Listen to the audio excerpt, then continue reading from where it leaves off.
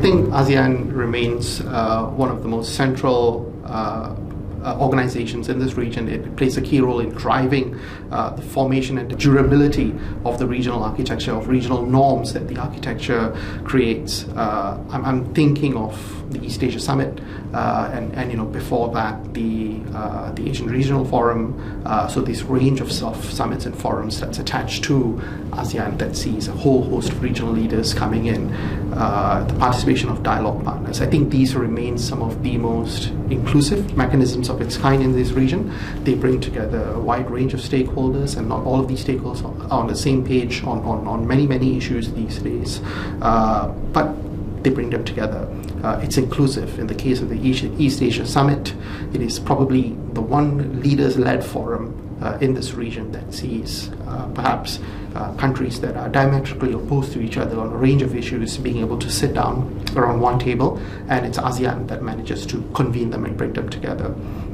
I think in an age of rivalry, in an age of unfettered competition, it's getting to be a pretty rare thing that these kind of convening can take place. What ASEAN can do better on, I think, really is to, instead of focusing so much on its centrality, to work perhaps on cohesion or its unity. ASEAN's centrality is weakened when the organization is not cohesive, and I think we really see this fraying of cohesion within ASEAN itself, right? This requires very hard, very self-critical assessments on whether Southeast Asian member states are prioritizing national interests to an extent that it now affects regional interests and cohesion and solidarity. Are we emphasizing consensus so much that what we are left with is the lowest common denominator, which is then sometimes quite meaningless? How have we responded to not just external pressures on rivalry, but internal developments in Myanmar, for example? The complete lack of cohesion in thinking of it and approaching the situation in Myanmar, and then the inability of ASEAN to act in a way to sort of alleviate the situation within the confines of what it's able to do. These are significant challenges. And I think these are things that we in Southeast Asia need to seriously discuss so that the achievements, the roles that ASEAN has achieved in the Asia-Pacific does not inevitably sort of regress.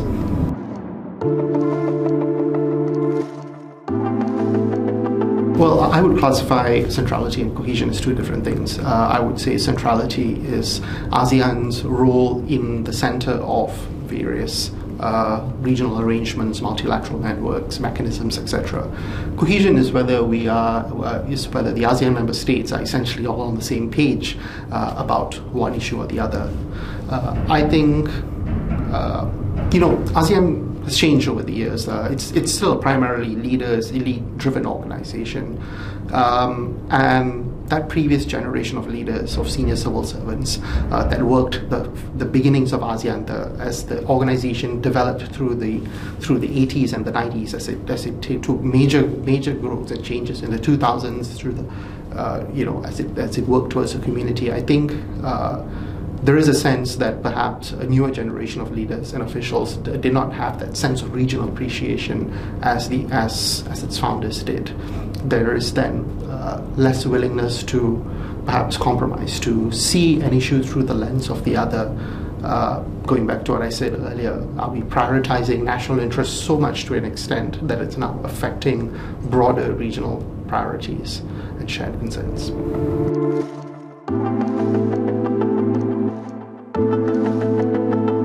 Widespread recognition in ASEAN and its member states that that there are significant regional challenges on refugees, on the movement of asylum seekers, forced migration of people, especially coming out of Myanmar, for example, across the Andaman Sea. But there seems to be very little tangible measures, at least in my view, of what ASEAN or its member states are willing to do about it. I mean, there are existing mechanisms, but again, the resources and the focus allocated to the scale of the problem does not seem to correlate here.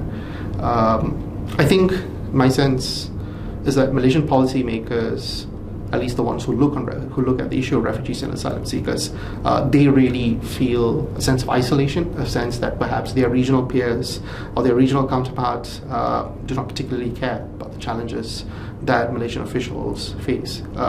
There is a real sense in officialdom of that buy into the floodgates argument. Now this can be contested and it should be contested, but this is what officialdom largely believes. And I think this feeds into a systemic trend of securitization when dealing with these displaced groups. Now, I think one can make an argument that ASEAN should allocate more resources to countries like Malaysia and Indonesia or Thailand that host large numbers of displaced people. But the question is, I think, how do local policymakers feel about this? Would they actually prefer more funds coming to them to help manage these groups, which would then be perceived by some quarters as an attempt to localize the problem to parts of Malaysia, parts of Indonesia, parts of the Philippines? Or do they believe that ASEAN member states should instead take a share of these displaced people and to be housed there in their country temporarily? Do the other ASEAN member states want that? Does the Philippines want numbers of displaced people from West Malaysia, for example?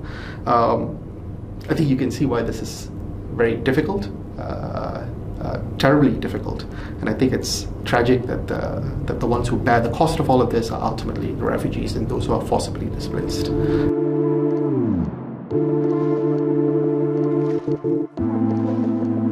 2025 is a seminal year.